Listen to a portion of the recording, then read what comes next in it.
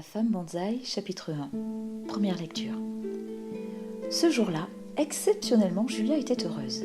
Elle regagnait son appartement, les bras chargés de victuailles nécessaires à la préparation de sa soirée d'anniversaire de mariage.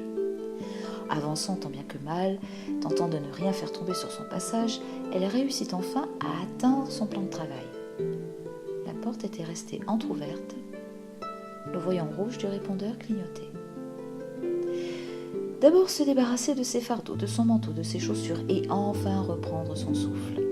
Mettre les choses fragiles au frigidaire, enfiler une tenue plus confortable pour cuisiner, préparer celle de la soirée pour être prête et belle quand il rentrerait. Sa robe noire, avec le collier qu'il lui avait offert à Noël, en perles de rocaille imitation cristal, ferait parfaitement l'affaire.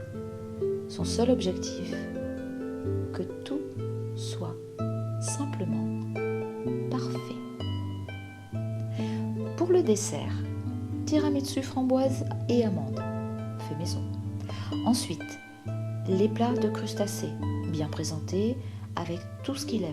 Bigorneaux, huîtres, bulots, suivis de près par les bouquets de langoustines, doublés par une équipe de crevettes, étrilles et tourteaux.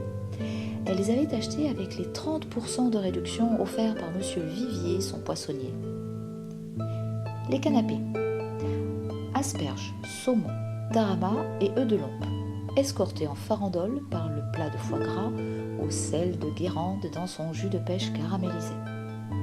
Dressait tout ce petit monde noblement sur un plateau de présentation, comme elle l'avait appris durant ses stages en restauration. Rafraîchir le vin, le temps nécessaire pour accompagner ses trésors, le jurançon, un peu sucré pour des coquillages, mais celui qu'il préfère parmi tous les autres. Donner un dernier coup de nettoyage dans l'appartement, sol, poussière et autres plaisirs exquis pour femmes d'intérieur.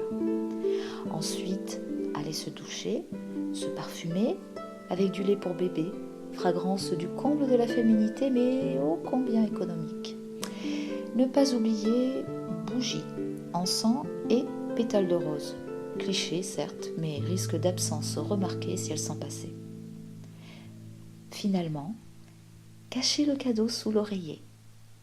2 billets pour Vérone. Premier voyage ensemble en 23 ans de mariage. Guillaume pérégrinait beaucoup. Souvent. Trop souvent. Pour le travail.